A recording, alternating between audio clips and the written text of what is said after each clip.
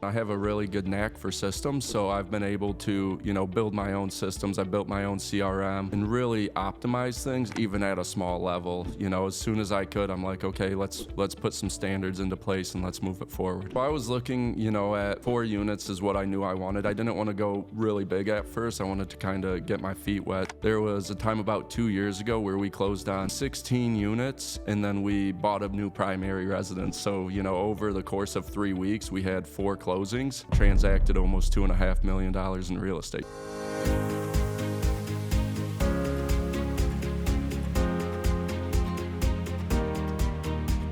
Welcome to another episode of the Straight Up Chicago Investor Podcast. I'm your guest, Nathan Fernandez, and with me as always is your hosts, Tom and Mark. I'm going to let him slide. Nate, you looked a little out of character there. didn't feel great. Oh, man. All right. Intro aside, though, great episode. It was.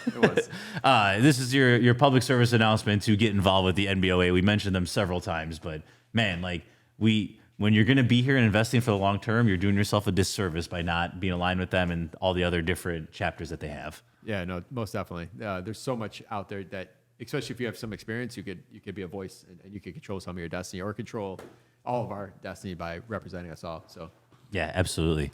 Man, we have someone has 20-something units, has a day job, has his own consultancy, has 3 kids, and, people out there still just complain they don't have enough time. And, this is the stuff I want to point to. Dude, you have the same amount of time as Elon Musk. We hate him or hate the guy, like the guy, whatever, politics aside, getting things done in his private business world. If you read Elon's book, it'll make all of us look like we do nothing all day long. The amount of the way he thinks, his whole idea is why get it done by Friday if you get it done by the end of the hour? Or why make a decision tomorrow when you can make it today? And that's what a lot of it is. A lot of getting stuff done and moving forward faster is just making that decision that many hours, that many days faster. So yeah, just decide to do it and then do it. Yeah, that's it.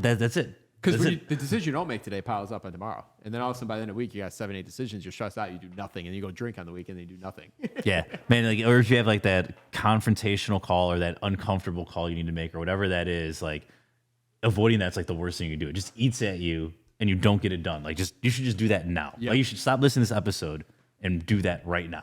Yes, for sure. So, all right, what's our housing provider tip?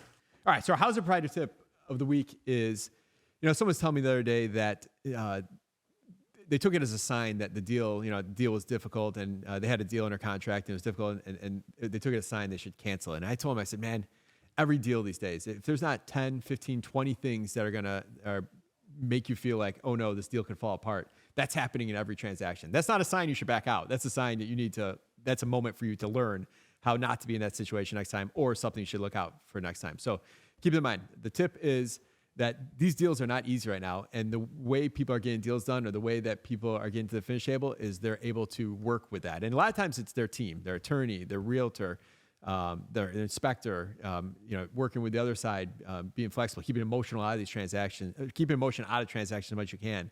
It's getting through those 15, 20 points where the deal almost fell apart that's going to actually make you successful. Because otherwise, if you don't figure it out, what do you have at the end of the day? Your earnest money back? That doesn't get you the property. That doesn't solve the goals that you ultimately started it with for. So I love it. I also love you combined finish line and closing table to finish table. And I'm going to start using that. To the finish table. Get to the finish table. Yeah, there you go. We can trademark that bad boy. I can say I meant that too. Get that, yeah. Patent it. All right, bring our guest in. All right, today's guest, man. This guy's young. He's a hustler. He's got over 20 properties. He's a representative of MBOA, WSBOA, and he's up and comer in the Provisal Corridor. So without further ado, Real Estate Nate. Thanks for having me. Looking forward to being here. Man, I can't believe we haven't. I get to see you all the time in these different events. I'm surprised we haven't gotten together sooner. So I'm happy you signed up here. Yeah, anytime I see you guys are at an event, I'm like, hey, I got to go. Sorry, wife, I'm out. Well, talk to us. You're not from Chicago originally. How'd you end up Chicago? Talk about kind of the early years. Yeah, so I grew up in Lansing, Michigan, just outside of East Lansing, where Michigan State Spartans play. I played college basketball. I bounced around a little bit. Went to 4 different colleges, and finally, I met my wife just out here, and she moved back to me in Michigan for a little bit. We decided, hey, once we graduate, we're heading back out to Chicago by her parents. and then kind of got our first jobs out, started looking into real estate. I saw my parents go through the 2008, and I was like, I want to make sure I'm protected against that and have some freedom. So I really got into reading real estate books. I probably researched for about 2 years before really jumping in. And then we placed our first offer. I think it was the day my firstborn was due. And I went home, I was like, hey, are you sure you want to do this? Like, we got a lot of stuff going on. And she's like, yeah, let's do it. You said have the baby or write the offer? Both, I guess. A little late for the baby. But yeah, she was all in. She was 9 months pregnant, going to the inspection, ready for the baby to come any day. And, I kept saying, this is going to be his college fund, right? It's a 4-unit. It was good. I'd been doing research for about 2 years. I saw it. I'm like, this is a deal. Let's jump on it. All right. So going back to some of the research, like from college, what did you go to school for? Supply chain management. Has that helped you at all in real estate? Yeah, it's helped me out a ton. I have a really good knack for systems. So I've been able to, build my own systems. I built my own CRM and really optimize things even at a small level. As soon as I could, I'm like, okay, let's put some standards into place and let's move it forward. Was she just as bullish as you? It sounds like you were all in, like, hey, this is the play out of Brandon Turner's playbook here, right? Buy the 4-unit, give it to that's the college fund. She was very bullish, especially on the first deal. There was a few times where she kind of got hesitant just because we were leveraging up a lot and going pretty big. There was a time about 2 years ago where we closed on 16 units and then we bought a new primary residence. So, over the course of 3 weeks, we had 4 closings and transacted almost $2.5 million in real estate. So that she was kind of a little hesitant there. Yeah, when the receptionist at the title company says, "Hey, what's up?" Like that's when you're I might need to slow down a little. Exactly. So yeah, but overall, she's been really supportive. She knows where this is going to take us. We're both pretty high income W-2 earners, so we really want to both retire by 40. Our motto is work hard now, so we don't have to later. How old are you now? I'm 33. Okay. So I got some time. All right, so this is a lot here, right? Yeah. You get the first one, and this is a house hack, this first 4-unit? No, it was a pure investment. So pure investment. Yeah, we had already bought our primary residence. We liked where we were at. My wife was not going back to sharing walls, so we had to put 25% down. But, over that 2 years I was researching, we were budgeting. Instead of spending 20 grand on a wedding, we spent 7, right? 20 to 30, we spent 7, just trying to keep our living expenses cheap, right? And then once, I had enough to put down, I'm like, let's start getting active. Let's meet with brokers. And then we pulled the trigger very quickly once we saw it. Do you have someone asked me the other day about how much should I be saving? Like, what was your guys' theory when you're going through the savings time? Yeah, so I was looking, at 4 units is what I knew I wanted. I didn't want to go really big at first. I wanted to kind of get my feet wet. So I knew for the area, 4 units going for about 350 to 400, and then I need reserves. So I knew I needed at least 70,000 in capital ready to go. Plus my emergency, right? We had a kid on the way, so I needed to make sure we were pretty well capitalized. But I wanted to make sure we had about 100,000 in the bank. Yeah. All right. So you buy this first one. Talk to us about it. Like, talk to, any funny stories of what went wrong, what you do differently, some wins you didn't expect. Where was it at? It was in Broadview. So I specifically like the Provisal Corridor, Bellwood, Broadview, Maywood on and off, depending on the area. So this first one was in Broadview, and, we didn't really know what to expect. The first day I go in there, I'm introducing myself to the tenants. Hey, I'm Nathan, I'm the new property manager. And I walk into one of the units, and it's noon, right?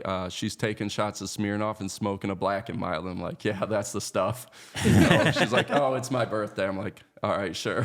I'm sure. So, one of my friends, John Warren, he always says, when new management takes over, some people kind of scurry like cockroaches because they realize the old stuff isn't going to fly anymore. So we had one person who, that woman, within 3 weeks, she was out because I wasn't letting her pay 15 days late. She didn't have a sticker, so they got towed, so they realized that their free ride was kind of up. And that was the first unit we turned. And I will say, it was an interesting process because we rehabbed it almost all ourselves. And I'm not very handy. Like, I can do stuff here and there, but like, I would take off, a half day of work, go and spend 3 hours. And my wife's like, oh, what did you do? You get a lot done. Yeah, I changed 2 lights. It's like, okay, this isn't really feasible. She was in there painting. She's pretty handy, more handy than I am. So, she would be in there, pumping away because we had a new baby, right? And all of a sudden, one of the tenants would be knocking on the door and she's like, give me a second, right? So we really took a lot of time to do that. It took us about 6 months, but we realized what goes into a rehab. And it was a really good experience. After that, I didn't rehab another one of my units. I'm like, it took me 6 months. I could have rented this in 3 months and saved that money. He became real estate delegate Nate. Delegate Nate? Absolutely. I'm just good enough to where it takes me forever and just bad enough where I shock myself a few times. It's so funny you made the comment, John Warren. You totally hear John Warren saying that, like in his tone of voice as well, too. Yeah, oh, absolutely. Oh, yeah. He's a key resource. All right, so we could do this, and all in all, it goes pretty well, it seems, right? Yeah. Are you guys both on board then, like, hey, let's save up our next whatever we need and just keep this thing snowballing? Are you guys totally bought in right now? Yeah. So we had some hiccups too because it was in the middle of COVID. So we had this one tenant who her boyfriend moved out. It was kind of a not great situation. And so she was like paying me $30 here, $30 there. And I'm like, it's COVID. I can't do anything, I'll take it. So we did have a few things and it took us longer, but after the 2 years of that, it took us 2 years to flip the first 4 unit, and I started doing the numbers. I'm like, this cash flow is great. Like, we didn't put that much down, and now we have extra income coming in. So that's when we were sold, right? And after those 2 years, that's when those 16 units came. It was 2 6s and a 4. And I jumped right on them. I didn't have all the money. Was this a portfolio, or is this just they randomly came? 2 of the 6 units were off-market portfolio, and then 1 of the 4 units was on the MLS. And so I pulled a lot of money. We didn't have, 200 to 250 to put down, so we got creative. I took a HELOC on my house. I took out a 401k. I got some family members involved on equity deals, so I was able to take it all down. Really with using very little out of my own pocket and cash reserves. So it was almost all, leveraging other financing sources. Man, I want to set the tone for listeners because if they hear that, there's some people who will just do that without having gone through the experience, without having done the 2 years of research, and like they'll get burned, right? But the reason you're able to take those shots is because of all the work that went in going up to it, right? You don't realize it at the time. Same thing, like I take some pretty big swings now, and it's, well, if you've done X amount of things, like you have the confidence where this is going to work out. And you're confident in the process. And we had pretty good paying jobs. So I knew like, hey, I was really into my budget. I knew, hey, we net X amount per month. It's going to take us this long to pay it off. We can cover all the payment without any income from the new buildings, right? Other than paying the debt and cover the expenses. So, we really went into it knowing our numbers and knowing what it took. So the goal was to pay off the HELOC and the 401k back first, right? And then, so you took some equity partners on there. How'd you structure those deals? So I worked, it was, my dad and uncle, so they were pretty favorable. I did all the work. I'm not charging a property management fee. It's a 4 unit. So they put, most of the money down, and I got 50% ownership, and they each get 25. But I don't see a dime until they get paid back, so that we're even in what we put in. And that's kind of been tricky because I haven't gotten paid on it in 2 years. But, it's still a solid building. We're actually looking to trade that up from a 4 unit to a 12 unit and just keep that snowballing. I have some bigger commercial buildings we have that structure on, but I'm still getting the tax write-offs. I'm still getting, the properties have gone up 25% because we raised rents. Mm-hmm. So you're not getting that cash flow, which that's probably not been the biggest benefactor of what you did in that structure. Plus, man, the pricing, equity, like I said. Well, yeah, if you own 50% of the building, if you have a nice white collar job, the cash flow's nice, right? But like, I don't need it. Yeah, like this is, like you said, like this is the 20, 30 year plan, and you get to start today as opposed to deferring 7 years from now, 8 years from now, whatever it may And be. being out Like, of pocket, 100%. yeah, like this makes more sense. It makes sense for this situation, hands down. Like objectively, it's a good deal. Where in someone else, it might not though. Right? You just need to understand that. Those are great deals for those equity partners because more than likely they're not doing anything with that cash. And at the same time, they like what they're going to get between all the benefits, the different five different benefits. But at the same time, they don't want to go do that. They might not trust a property manager. They might not want to have to be the property manager. So it ends up being a win-win scenario when you put those two parties together.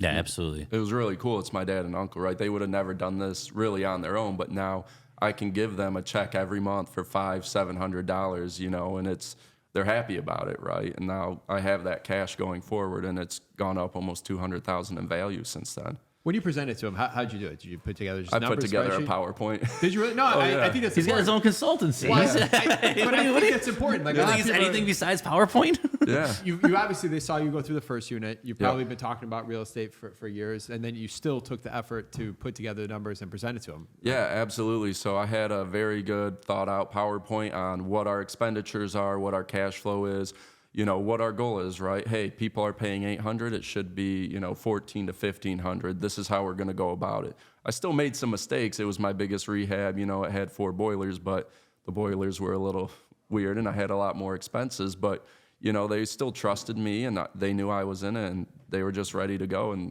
you know, sign on the dotted line because they've been hearing me talk about it and seeing me go through that journey. There's always some damn $1,400 pump that I never heard of on a boiler. Like Every that, I was time. getting big with. So what? You went and you did those 4. You just did the 4 units with them, right? Yeah. The other ones, I pulled out a HELOC, which I ended up paying back like 3 weeks later because we sold our house and bought a new one. But yeah, the other one, it was a HELOC and a 401k loan. Gotcha.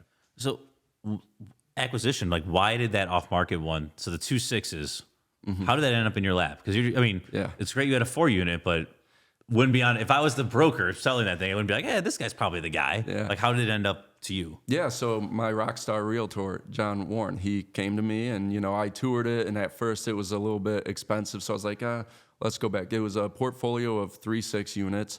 And at first they were just selling, you know, one separately, right? And so, you know, they were a little bit high. So, you know, I kind of held off and then they came back and they dropped it a little bit. And I was like, all right, I'll just take 2. Let's take 2. You know, I went from taking 1 to taking 2. And funny thing about that is, you know, we were working that deal for a while. They had to do some things, and I placed that offer probably 2 or 3 months before my second born was due. So, you know, it just seems like I kind of purchase buildings when I'm ready to have a kid. It just, I don't There you know. go. So you end up with 12 units there. Yep. What was different about that than the 4 unit? Because we have a lot of our listeners here nodding their head like, yep, they usually house hack, you know, they 3 unit, 4 unit, but then taking down 12 is another ball game. Yeah. Right. So what was some of just what do I need to account for here? Yeah, so there was a lot that I had to account for, but the units were really clean. So I knew that I could get them up to rent. I already knew what I was renting because it was down the street from my other buildings. So I already knew what I could get, factored it in, and I'm like, that's just a little bit extra money. Like, it's an extra 0, right? Like, that's what they always say. It's just a little bit more money.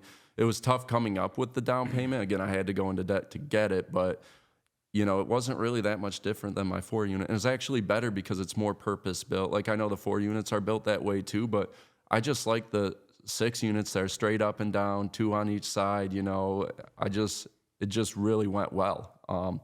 You know, I slowly increased the rents on some of them, and, you know, very few people moved out. I still probably have 8 out of the 12 people living there, and now they're at market rents and they're happy. You know, I go in there, I paint things, I get new blinds, and they're just happy to live there. Was it in the same city? Yeah, yep. Yeah. So, and you also mentioned John Warren. We just did a live episode with him. I know he's been on multiple times. I do remember, I don't have our notes pulled up, but I do remember because we had to look it up for the live show. He was episode 9. So that was his first one with us. He's been on multiple times. Talk to us, like, if you didn't interact with him, and this isn't a plug for John, but for just these good agents out there, and there's a ton of them, how would things have been different? How'd you meet him too? Like, Yeah, like, So I went to his meetup right before COVID, and I had been following him on Bigger Pockets, and you could see that he was taking a common sense approach, right? Someone's like, hey, my pipes are leaking. Should I replace them all? And he's like, no, let's call him back. Like, this is what you can do. You're in Chicago. This happens, right?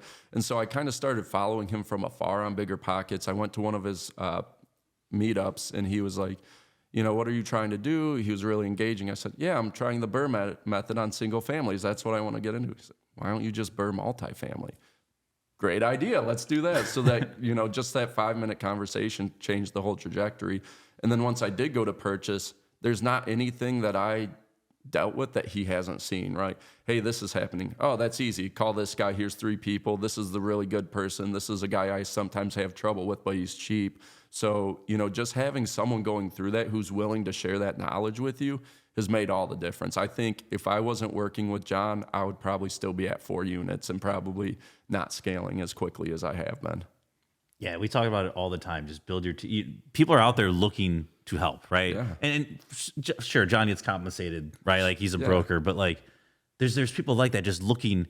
That's their job, is to help you and to help you scale, and everyone wins. And people just don't want to self-select and raise the hands and say like, "Hey, like I want to do this." Right? Yeah. We sit in a vacuum. Absolutely. So, all right. So do the 4, do the 12. Right now, like at any point, are you? I don't want to say panicking, but like we're in debt, right? Like the checking account's not looking great. You know, newborn's on the way. You have a full-time job. You have a consultancy you run on the side. Like at any point during this where you're just like, I don't know if I'm going to make it. So we're pretty lucky. My wife, she has made really good income, so I always knew that we had the cash that we needed. There were a few times where it got tight, but I always had reserves. It was never to a point where I was like, oh, we might have to do something serious here. It was always like, okay, I'll Band-Aid this a little bit, but I know once the cash is better, I'm going to fix it, 100% in the right way. But we never really hit that point where things were tough. There was a time on the 4 unit with my dad and uncle where I misestimated some expenses, right? I thought we could just repair the windows, replace them. Thought we could repair cabinets, replace 3 out of the 4 units, right? So it just got expensive quick. And luckily, they didn't hit all at the same time. So I was actually able to bring some more of my cash infusion to the deal to kind of even that out. So I wasn't having to make a capital call to them. I didn't want to do that at all. Like I'd rather just throw my own money, delay my own payment because it's the right thing to do. And they went in on this with me, but there was never a time where I was thinking we're going to have to sell one. We're going to have to find alternative ways, because I always find out where I can pull capital from, right? I knew we had my wife's 401k if we needed it too, right? I knew I could go get a personal loan for, 10% at the time, which was a lot. Like I just always think of where I can pull capital if I get into trouble. Yeah. All right. So you tapped on capital and money. What about time? Like all this starts to take a lot of time. Yeah. I mean, busy, you throw kids on there, maintaining a marriage. Like, I mean, where were your struggles when it came to time and where you're at even up to today? I think the struggle I face right now is meeting contractors for the most part. It's really difficult because I'm in meetings like 9 till 4 most days. And so trying to squeeze out for lunch is pretty difficult, right? So, I found ways to communicate with text via calling and, setting up those lock boxes and making sure you had trusted contractors. If you don't trust the guy going there, you're going to want to meet him every time. But if he has 2 solid recommendations, you're going to feel more comfortable in what he says. So that's been the toughest part. And then, just with the kids, trying to prioritize my time with them over making a run to the apartment, right? So there's some times where I'm like, yeah, I should go, do this, that, or the other thing. But I'm like, nah, it can wait. But what's cool now is I'm actually taking my oldest son with me, and we're going to the apartments to collect coins, right? He's picking up the rent checks with me. He's meeting some of the tenants. He's 4 years old. Like, I could never imagine doing that at his age. So it's kind of evolving and getting to a cool point where it's still early, but I can kind of bring them along, and they, he knows he gets to go to the Dollar Tree after because he did work, right? So it's interesting. I like how you're keeping involved. I heard a quote this weekend that the only person that remembers you worked as hard as you did will be your kids. Mm-hmm. Yeah. It kind of made me sad. Like, oh man, like. Absolutely. Talk to us a little about systems here. You mentioned that was your background. You have 20 something units, which, you can't have like an appfolio, right? Like it's just not productive, but like it also gets tough to like manage that. It's not just 2 buildings anymore. Yeah. So how are you keeping track of just whether it be rent payments, work orders? I know a lot of it's probably directly towards you, but how do you keep it so you're not dropping, the plates are spinning and they're still in the air? Great question. So with all my maintenance, I pretty much text my handyman, my contractor, and I try and get it done that day or that week. I know if I don't address it right away, it's going to lag and it's probably going to fall. So I try and, someone calls me, I'd never answer. I just text them, hey, what do you need? What's up? Almost immediately they say, hey, there's this leaky drain. Okay, I text my handyman. He's over there within a day or 2, right? And then we're good to go on that. For rent payments, I hate going to pick up rent because then you go on the 2nd, it's not all there. You have to go back on the 4th, the 5th, right? So I use a free tool called Anago. It's really good. I did a lot of research. I wanted one that had a customizable application. So I can go in there and I can add fields. I can add additional required fields. Like you can add what documents they need to do. So it's free for me as the landlord, and it's only like $2 for their ACH payments. The screening fee is typical like $35. So that's been really good for me, and the payment shows up. I don't even have to do anything. It sends auto reminders, automates your late rent, all of that. So that's been really good. And then for the accounting, I started off with QuickBooks, but it was a little bit complex for what I needed. So I just went the free route. I went with Stessa for that. You know, it doesn't have as many cool functions, but it's easy enough for what I have. It gets tough when you have 3 flips going on at the same time, just keeping track of all the receipts, and it just takes time. But that one's been a really good free app that I've been using as well. Yep. When Anago, you said Anago was the Yep. one. All right. So what were the other, like a lot of our listeners ask this question, right? And I don't have a good answer for them. Yeah. What were some of the other ones you looked at? Why did you end up, you know, Yeah. customizable interface was one thing, but Yeah, that was the key. So I looked, there's Rent Ready, there's Turbo Tenant, there's Avail, there's a lot of these different platforms. And what I liked about Anago is that it's quick to get to your bank account. If it's already a payment they've used in the past, I think it clears in about 3 days. When you're starting up, that's a little bit more important because you don't have as big of reserves. So like there were times where I was like, oh, I really wish I had that 2 days earlier, right? Where a lot of them, they were 5 days, and if you wanted to expedite, you could pay it. And it was really what sold me was the customizable application, because all of the out-of-the-box solutions, they don't provide you all the information you need. So I would hate to say, here, fill this out, and now fill out this paper copy, right? So I was just kind of like, that's it. I tried it out. I really liked it. Everyone used it, and I just kind of went from there, and it's helped me scale. They can submit maintenance tickets, and I can onboard a maintenance person to take them all. Hey, you get all these address, and it would automatically flow to them to resolve and update. cool. Yeah. All right. What's next now? Like you have 20 something units. You're still doing full time. Yeah. So we're still W-2. You're still running your consultancy. Yeah. 3 kids now, Yeah. right? Yeah. What are you consulting? So system implementation specifically around CRM. So, you know, at some of these events, I'm talking to wholesalers, and I was like, hey, what do you use? And a lot of them are like, I use a custom grown solution. It does this, that, and the other thing. But the industry's gone where there's a lot of these customizable CRMs that are really powerful. So I got into that through the NBOA, and I'm working on an implementation for their donors. So they are a nonprofit. You've had them on your podcast, and you know, I'm on their board, so I kind of just did it as a favor, and I'm, you know, working with them. I'm automating things. I'm automating the integration to QuickBooks, really those type of process automations and improvements. So we're called Optimum Process Partners, and we'll take a look at anyone's CRM free of charge. Just, hey, let's see what you got, and let's see if we can be of help. So it's been really cool to kind of kick that off and go from there. Yeah.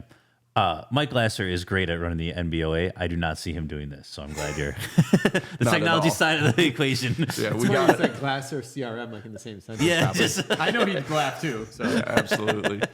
Yeah. So it all goes back to being connected. I would have never got that opportunity to kind of start my consultancy company without working with Glasser and being on the board of the NBOA. And, you know, with the NBOA, I'm like, hey, I'm going to be investing here 30 years, right? Let's try and push back some of these anti-housing provider laws that are coming in. You know, I don't invest in the city, but I might one day. What happens in the city moves out to Cook County. So I'm kind of all about spending your time and what's going to benefit you in the long term. yeah, because you're involved in WSBOA, right? Yep, And that's yeah. kind of how you. Okay. Yeah, that's how I got started, was working with John Warren and Vicky May to set up the West Suburban Building Owners Association. They did all the heavy lifting. I kind of came in at the end, and they're like, we need someone to go to the NBOA board meetings every quarter. I was like, I'll be there. I'll get in the room with some really important people who are, you know, 20 years ahead of me. Yeah, why not?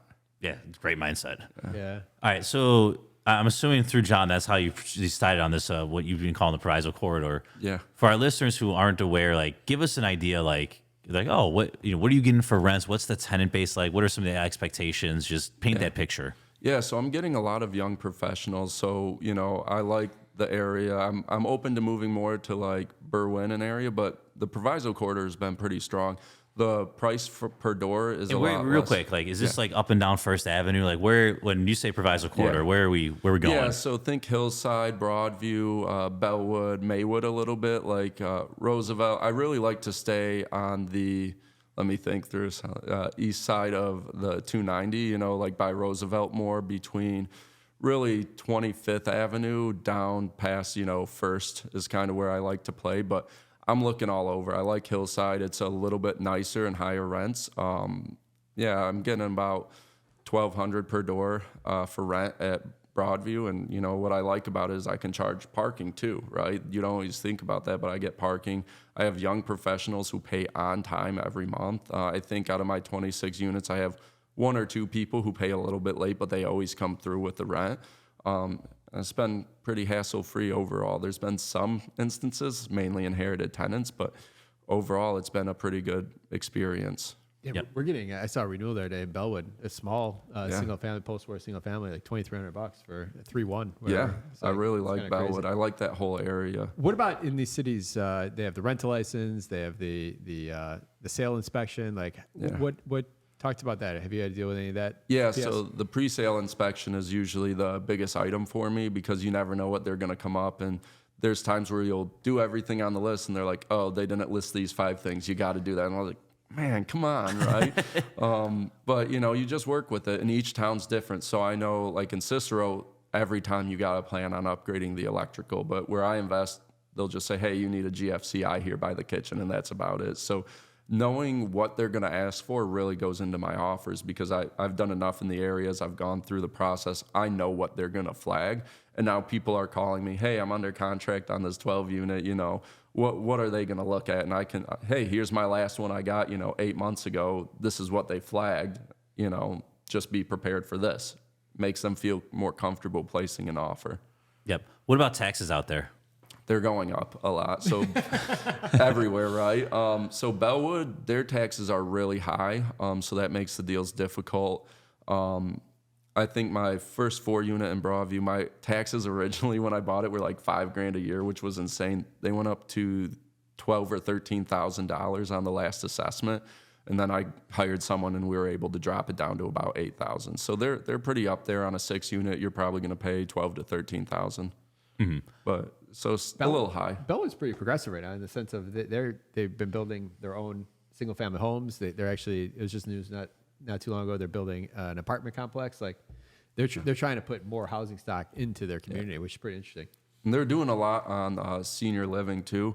I know in Maywood down Roosevelt, I think it's just before First, right by the Loyola campus, they just put up a brand new senior living facility. In Broadview, they have a new one. Even further out in Maywood, they have another. So it looks like a lot of what they're building is more geared towards the older individual, which works great for me because all my people are electronic. They're younger, they're like 22 to 35 years old for the most part. Yep. And what's the tenant expectation there? Like, give us an idea of what's in your unit. Like, do you need to have laundry in unit, or is it just the coins in the basement? What do the kitchens look like? Like, to get the rents that you're getting, what do you got to provide? Yeah, so typically I'll paint the cabinets if I can save them. I will usually install granite, but I think that might be a little overkill. I just like doing it. Laundry, I have them in the basement. One of them's coin operated, and then the other ones I just installed Pay Range, which is electronic, which is great, so that I just get the email every week. This is how much you got paid. And your weekly report is great. It's so great, and I've realized I get more in rent. So and laundry. The 3% they charge is nothing. It's more than accounted for. People like, use I've always more. thought, like, there's a limit. Like, you run out of quarters. Like, I might as well not do laundry versus run to 7-Eleven and get more quarters. Like, the all mindset. my quarters, they were charging $1.25 per load. I upped that to $2.50, and they're doing it. Yeah, and it's a lot easier to. It's like it's a credit card. You just easier to spend money on a credit card than hand over physical cash. Yeah, now with my one building, I have to go to the bank. I have to go to one and drop them. And luckily I have a bank that got to wrestle 12 Yeah, year not old all when he banks even steals. take coins anymore. No, Like most of them Wintrust is don't. one of the only ones I know that even takes the coins. Yeah, It's broken half the time. Yeah. So it's no dishwashers, no garbage disposal. I do shower surrounds in my showers. So I do pretty basic rehabs. They're nice. I refinish the hardwood floors, LVP in the kitchen, but it's kind of on rinse and repeat now. I know exactly what to do. And if it's been heavily you see long-term tenants been here 20 years, it's probably going to be a $8 to $12,000 rehab. But if it's someone who's taken decent care of it, it's probably a 3 to 5. So, I don't overdo them. I learned that on my first one again, talking to John, he's like, you're not living here, right? You don't need to have the nicest of the nice. You just need to have it be good. And that's what I've learned in that area helps. Hillside, Bellwood, and Broadview, if you get some of the ones that haven't been rehabbed yet, you still get the trash compactor in some of those. Like, Oh, there you go. yeah, the old school trash I compactor. haven't in the gotten old that kitchen, yet. yeah. I'll send you one if I ever get one. All right. So are you staying in this area then? Like, is this, the next couple of years, is this, hey, I want to just rinse and repeat what I'm doing, or is there some grand plan here? Yeah, this is where I'd like to stay. I like the Provisal Corridor. I've moved out further to the west suburbs in Westmont by Oak Brook. So, I've thought about, I would go into Berwyn, but every time I look at a deal, it just seems overpriced for what you're getting. I'm like, I can't do it. So I like the area I'm in. I'm sure eventually I'll have to scale outwards because, in the area, there's a lot of 6 units, so if I want to start growing eventually, I'll probably have to get out there, but it's easy to take down a 6 unit, right? I have to come up with, if I can find a 20% down, I come up with, 140, and then I have enough for the down payment and reserves. And, it's easier to raise that than, 400, 500,000 to purchase, a 20 unit building. So I'm good staying in the area, but I'm always looking for a deal anywhere. Well, what happens at 40? Fast forward to 40, you're retiring. Like, are you just going to be a full-time housing provider? Like, full-time housing provider and managing the consulting business. I think I'm never just going to stop. So whether that's investing in other businesses, right? Like, I don't know if you guys have heard, there's Top Golf option. It's called Jump Shot. They started the first one in Atlanta. Yeah. So I've looked at those, and like I reached out to one of the guys there, and they're like, yeah, 250 and you could be an investor. I'm like, not there yet, but like that seems like something fun to do. With my background, I'd like to find businesses and invest in them. So I don't think I'll ever just be, I'm going golfing 7 times this week. I think I'll keep building, but it'll be a different kind of building. Yep. What does your day look like right now? Because you have the 9 to 5. Yeah. You're doing this consultancy. You have 20-something units. You're getting texts. You're getting calls. Like, this isn't hands-free operation. So, like, just walk us through like a typical day and like how you're managing this. Yeah. Well, a typical day, my middle child wakes up at 4 a.m. Yeah, so that's always fun. Luckily we are early risers, so we're all up and around by 6. I drop my kids off at 7:15, and then I'm ready for the day. My first meetings start at 9, but I'm doing stuff. So luckily people usually are around their phones by 7. So I'm texting my contractors from 7 to 9 if I need to. I get a text that comes through. I never answer it. I just send straight to voicemail. Hey, I can't talk right now. What do you need? I'm on it, And they like that because then you're back to them immediately, and they can send you pictures. Just text my people what they need, Now, if I have to go there, I'll take a lunch, right? Hey, I have a break from 11 to noon, or it's a not as important call. Sometimes in my W-2, there's calls where I'm more listening. Yeah, I can meet you over there. Let's go. Always sucks when they're a half hour, an hour late, but, it's part of the deal. And then, at night, that's when I work on my consulting business for the most part. I'm down in my basement, doing spreadsheets and, making apps down there. So, it's all about balance, right? On my weekends, I'm relatively free. I get to hang out with my kids and pretty much do whatever I want with them. Yeah, that's awesome.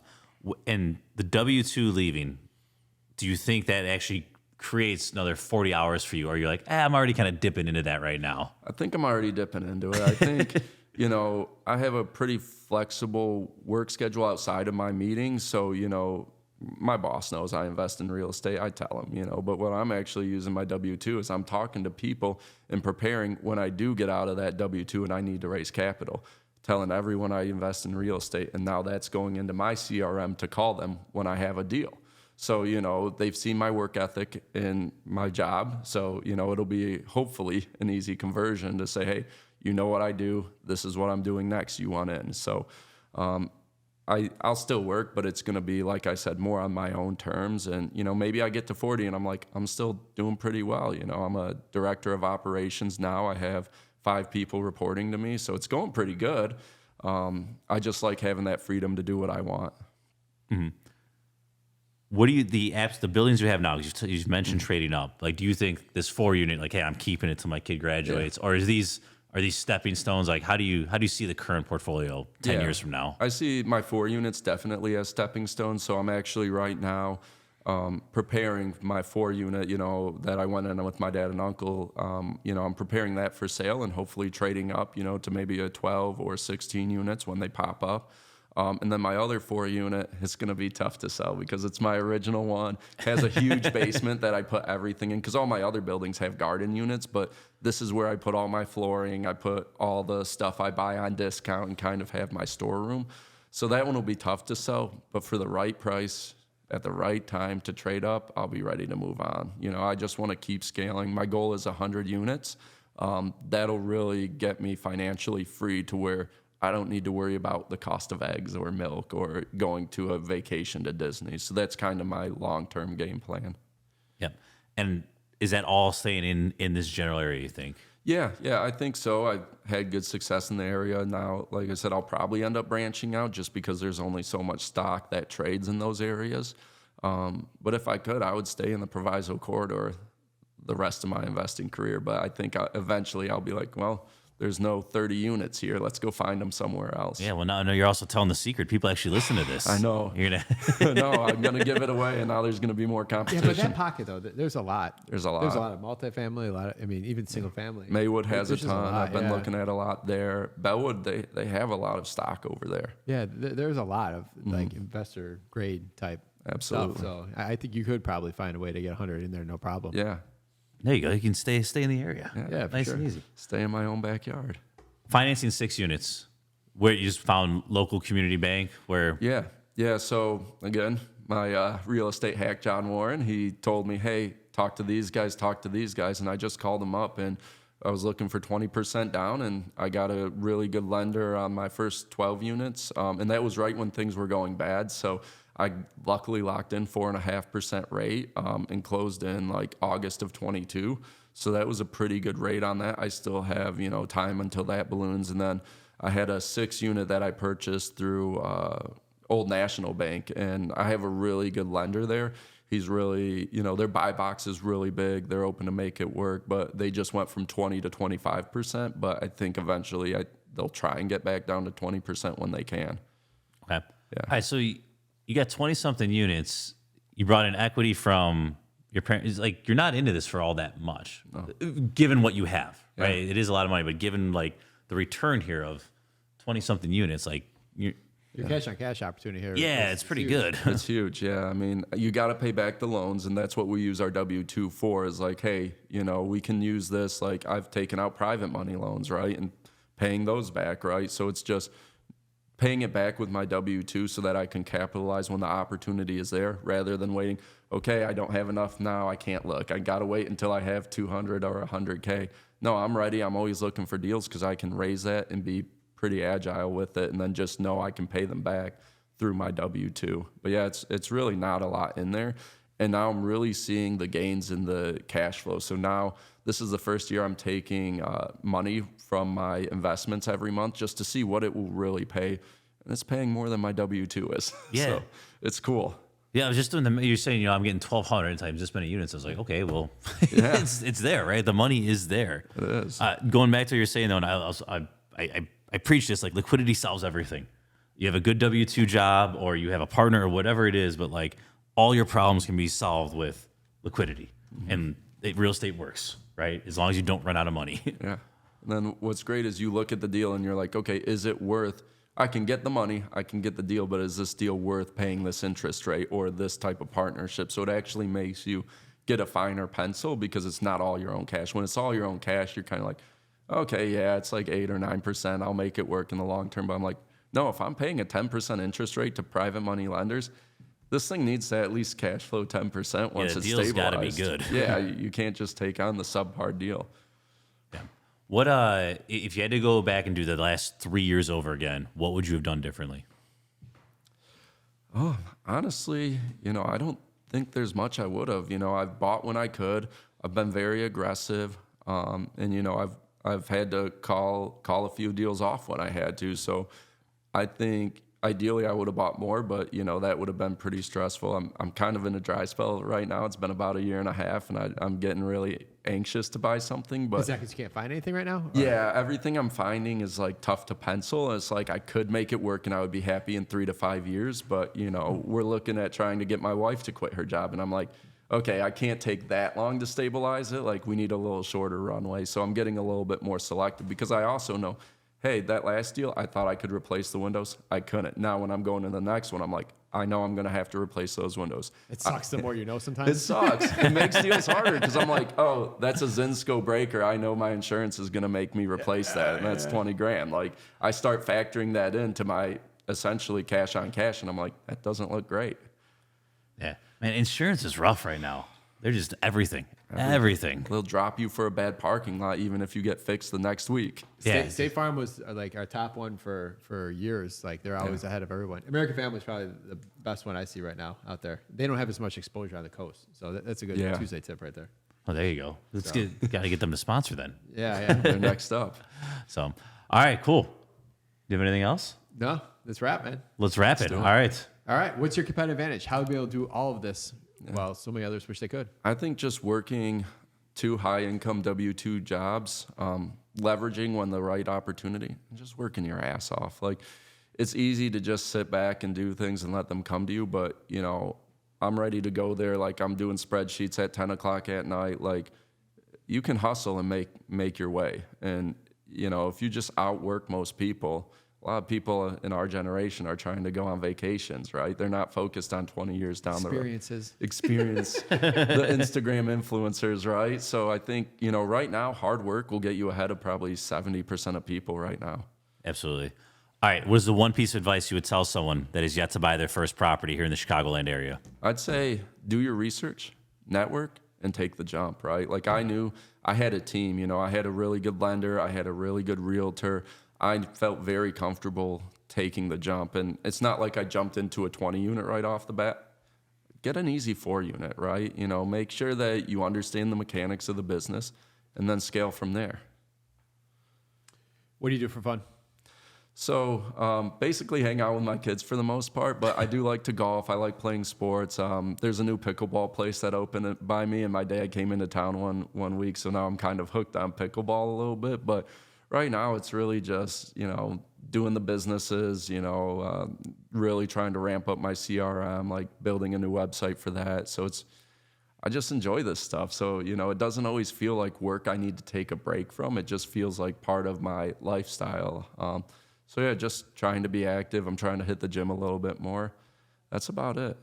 All right. Give us a good book, podcast, or self-development activity that you'd recommend to our listeners. So I'm going to go, I know John Warren just said this, but Extreme Ownership. Like, this is the #1 book I recommend to everyone I talk to, because it really goes into, even if you did your job 99% right, that 1%, if you do that right next time, could change, right? Like, you could do that much better. And it goes to the continuous improvement and making sure, you know, when you blame someone else, your brain just stops. It's like, oh, it was their fault, I don't need to fix anything. But when you're like, no, I could have done this one thing and it might have changed the outcome, you make sure you don't do that next time. Like, even when I was dealing with an eviction, I was like, oh, you know, it's Cook County, maybe I could have done this instead and she wouldn't have stopped paying me for 6 months, right? Like, maybe we could have ended on better terms. So just always looking in the mirror and say, what could I have done better in that situation?